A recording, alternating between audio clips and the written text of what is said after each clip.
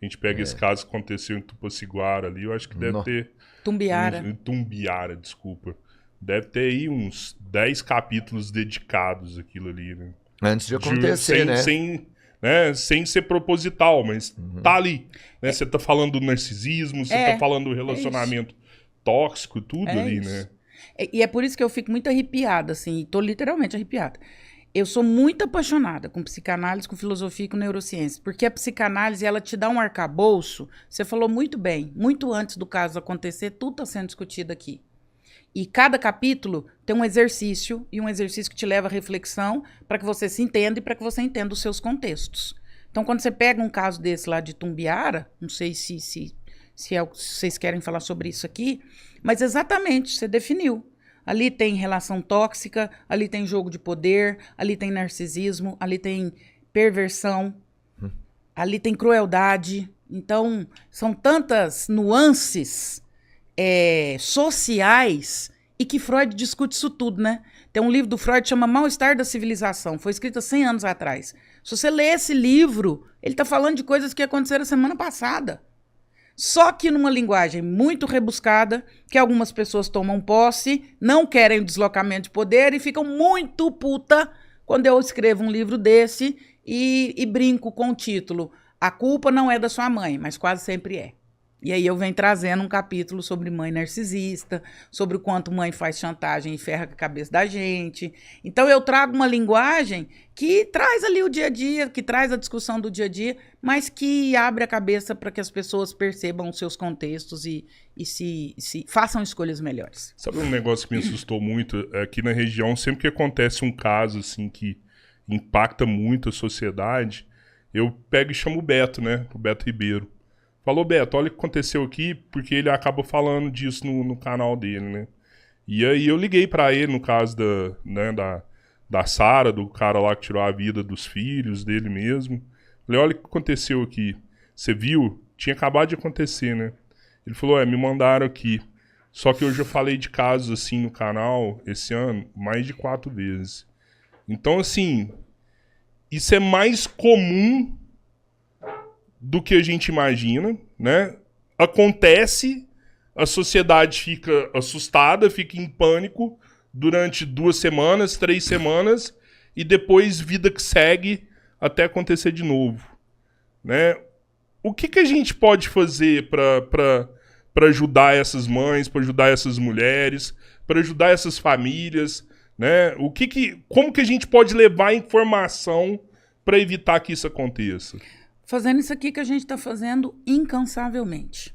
A gente precisa democratizar a saúde mental. Não vai ter psicólogo, psicanalista para todo mundo. Essa conta não fecha. Nunca vai ter.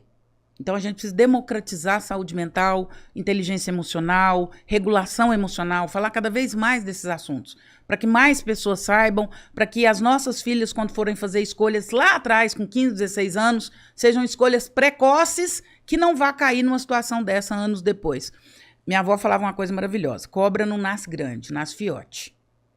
Cobra nasce pequenininho, tem que matar no ninho. Se a sua filha ouvir informações, ela nem entra num relacionamento tóxico. Ela nem entra. O problema é que a gente, por anos, não falou sobre isso, e quem ousa falar de uma maneira simples ainda apanha. A Ana Beatriz é super criticada, muitas vezes por psiquiatras. Minha filha, minha Bia, passou para medicina, graças a Deus. E ela, muitas vezes os professores da faculdade super criticam, porque a Ana Beatriz fala de psiquiatria de uma forma muito simples. Isso é democratizar conhecimento.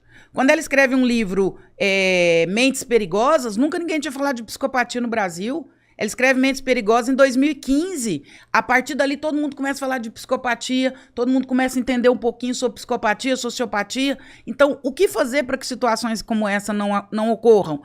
Atuar na fonte, atuar na prevenção. Meu avô contava uma história que era maravilhosa. Ele falava assim que tinha 3 pescadores num barco pescando. Aí passou um menino boiando. Aí o pescador pulou na água, tirou o menino, pôs no barco e levou lá para a beirada da água. De repente, 2 meninos boiando, nadando, se afogando. 2 pescadores pulou na água, tirou os meninos. De repente, 3 meninos. Aí 2 pescadores pulou na água, o outro catou o motor do barco e saiu. Aí os dois gritou, falou, agora que tem 3 meninos, um pra cada um, pra nós salvar, você tá indo embora? Ele falou, não tô indo embora, não. Tô indo lá na ponta, acudir pra ver quem tá jogando os meninos. É sobre isso. Mais do que atuar na situação, nós temos que atuar preventivamente. Muito mais que falar sobre discutir crimes, nós precisamos ensinar as pessoas a não entrarem em situações como essas. A não entrar em relacionamentos tóxicos, a não suportar relacionamentos tóxicos por anos, a saber identificar o que é um comentário passivo-agressivo, o que é uma pessoa que vai te dar problema lá na frente. Então, quando a gente faz isso daqui, a gente democratiza conhecimento. Pessoas que sabem fazem melhores escolhas. Mas você acha que o problema está na mulher que não foi preparada e acabou encontrando um relacionamento que não servia para ela e ela errou? Se ela tivesse sido orientada mais cedo, ela não cairia nessa? Ou o problema tá no homem, que esse sim foi tão fragilizado pela sociedade, com esse discurso masculinista, que você tem que ser o provedor, que você tem que ser o forte, que você tem que limpar, sua honra tá acima de tudo, que você... Né, toda essa situação que a gente ouve aí, né, que foi muito do que aconteceu nesse caso e vários outros casos. Eu vejo que, tipo, pelo que eu fiquei sabendo, eles viviam bem num relacionamento até o dia que ele traiu ela. E aí, o dia que ele traiu ela, ela resolve sair fora. Ó, você perdeu minha confiança, eu quero sair fora. E aí o cara não aceita ela sair fora por conta de todo esse discurso que tem na sociedade, né? Que você tem que ser o provedor, você tem que manter sua família, você tem que ser o cara, né? Todo esse peso. E aí sim o cara começa a se transformar. Eu vejo muito mais... Se transformar não, né? Não. Ele começa a se revelar. Se revelar. É porque eu já falei, Se isso é revelar. um monstro ali. Cobra nasce fiote. Uhum. Ninguém vira cobra da noite pro dia. Ele começou a se revelar. Quando os interesses dele começaram a cair por terra, aí ele começou a se revelar. Muito cuidado com quem não tem nada a perder. Uma pessoa que não tem nada a perder, ela é perigosa. Já ouvi falar isso. Quando você se relacionar com alguém ou quando você tiver uma tensão com alguém, avalie o quanto essa pessoa tem a perder. Se ela não tiver nada a perder, ela está próxima da barbárie. Mas isso é um ser humano que, teoricamente, ele nasce com essa capacidade. Ela pode ser acentuada ou não, é porque existem 3 teorias aí. O homem lobo do homem, o homem formado pela sociedade, enfim... Eu acho que uma teoria ideal seria uma formulação, isso, de todas elas trabalhando junto. Mas é porque existem situações onde casos reais em que aconteceu a mesma coisa e o homem, com a mesma estrutura familiar, vivendo na mesma sociedade onde ele é julgado, onde a honra dele tem que prevalecer sobre tudo e tudo mais, ele só vira pra mulher e fala assim, segue seu caminho e eu quero seguir o meu. Então, eu não acho que é um julgamento só da sociedade ou de uma pessoa em especial, não é? Eu acho que você junta vários fatores, não é um... É porque também nunca vai ser simples, né?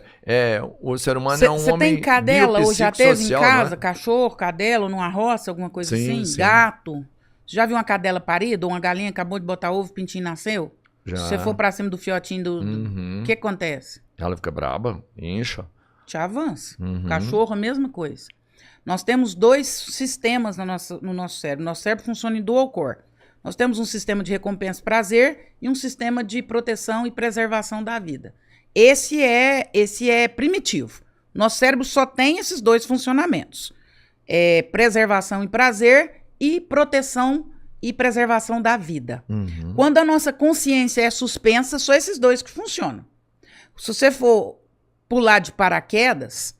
Quando o cara for te empurrar de avião, sua perna trava.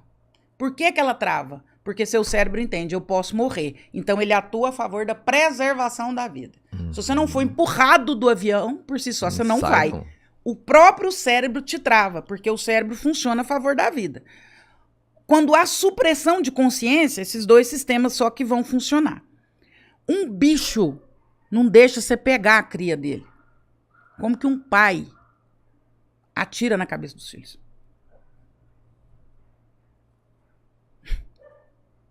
Não é pai, né? Ali há uma supressão de consciência ou há uma ausência de afeto, de sentimento, de frieza. Ali há não estou julgando a pessoa específica, não a conheço. Estou dizendo de uma situação. Ali ou há um processo de inconsciência, como eu acredito muito em casos de autoextermínio, de supressão de consciência, a pessoa não está pensando. Por que ela não... Inconsciente, ela estava inconsciente ali naquele Em momento. casos de autoextermínio, eu acredito muito. Porque o nosso sistema, ele é a favor da vida. É muito difícil o seu corpo atuar a favor de você tirar sua própria vida. Você tem que estar numa supressão de consciência. É quase impossível a gente fazer isso com a gente mesmo. Por isso eu acredito muito no estado de supressão de consciência, quando há uma tentativa de autoextermínio.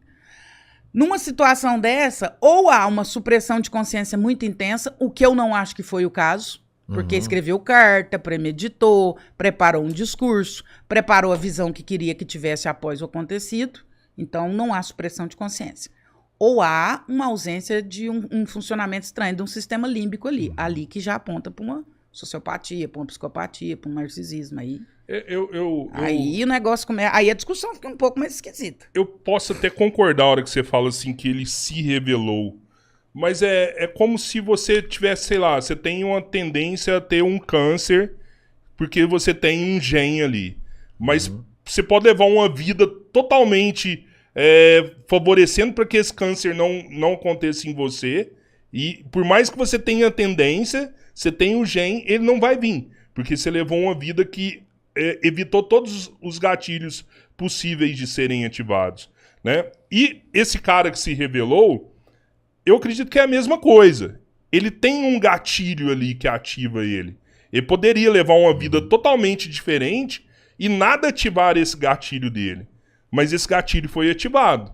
E eu acredito muito que hoje esses discursos que a gente vê na internet, Red Pill, né, esses discursos masculinistas, né, de colocar mais uma vez o homem como provedor, o homem é o centro-tudo, o homem tem que ser forte, o homem não pode chorar, o homem não pode isso, não pode aquilo outro. Se você tá assim, você vai... Já teve até gente falando, se você tá assim, você vai fazer teste de testosterona ali, sua testosterona tá baixa, você não tá bem e tal, você tá desregulado. Eu acredito muito que esse tipo de discurso favorece a ativação desse gatilho, sabe?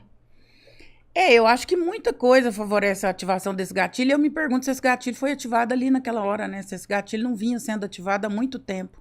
Quando eu falo que ele não se transformou, ele se revelou, eu acho que essa revelação já vinha. Quando você ouve fatos históricos do que está sendo contado aí, essa revelação já vinha já de algum tempo. Ela não engatilhou ali naquele dia. O que eu acho que o Cabeleira quer falar é que é tipo assim, uma reafirmação sobre ideais que você já acredita que são, né, possíveis, que são corretos. Essa reafirmação de alguma forma encoraja a pessoa a fazer uma atitude que talvez ela não tomaria, mesmo tendo um gatilho, talvez.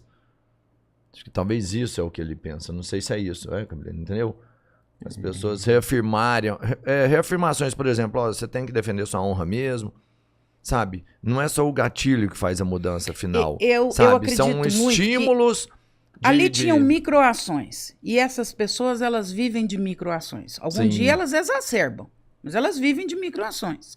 Então, quando ele trai, quando ele não aceita o fim do relacionamento, quando os dois já estão separados e ele faz questão de manter uma figura institucionalmente, socialmente estável, isso tudo já era microações daquilo lá que calhou. Então, assim, essa revelação não aconteceu naquele dia. Por isso eu fico meio um pouco... Eu fico desconfortável com essa história de que o gatilho. Porque quando eu falo em gatilho, parece que foi aquela situação, né, específica. Não foi. Aquilo já existia dentro dele e ele já vinha operando nesse modo aí. Não foi o fato de aconteceu a traição e ele não, né? Gatilhos, né, que eu venho falando assim, anteriores mesmo. Gatilhos sociais, do dia a dia, da sociedade que a gente vive hoje. Tô tentando analisar de uma forma estrutural, assim, sabe? Não individual. Cabeleira, eu entendo o que você fala, mas eu vou te falar. Se a gente também quiser colocar a culpa de tudo em uma sociedade e achar que a pessoa não é responsável pelo que faz, mano, aí pra mim não é sobre isso. Sabe o que acontece? Eu acredito muito no ambiente doméstico. Eu acredito muito no ambiente doméstico. Aquele dever que você não fez dentro da sua casa, você esquece, meu querido. Dali pra frente, esquece. Valores se formam no colo de pai e de mãe. Dentro de casa, em família. Depois que você não aprendeu, pode esquecer. Aí a sociedade vai ser gatilho, o irmão de rua vai ser gatilho, o trânsito é gatilho, a mulher que separou é gatilho, aí tudo é gatilho. Para sandices que não foram formadas lá dentro da sua casa. A base, ela Isso é tem igual que ser o carro muito que forte. sai ruim da concessionária, da fábrica. Toda hora vai bater uma biela, um parafuso, um trem perturbado. Não adianta, saiu ruim de lá, vai ficar ruim a vida inteira. Aquilo que deveria ter sido feito em casa, dever de casa, deveria ter sido feito, não foi feito, dali pra frente, em algum momento, isso vai dar problema. A ausência de frustração. Ué, eu não te quero, pronto, acabou, filho. Ué, você é obrigado a ficar com alguém? Que infantilidade, que meninice, que palhaçada que é essa? Nesse país se mata mulher todos os dias pelo fato delas dizerem que não querem ficar com uma pessoa. A mulher tem direito de não querer ficar com uma pessoa, você tem o direito. Aí isso ressoa lá na infância. Não foi frustrado o boneco. Tudo que ele queria, ele tinha. Ninguém falou não pra essa belezura. E aí chega lá na idade madura, na maturidade, no casamento. Quando a mulher fala não, ele mata. Quando a mulher tá com outra pessoa, ele mata. Quando a mulher separa, ele mata. E ainda mata os filhos, porque aí eu te desgraça inteira também.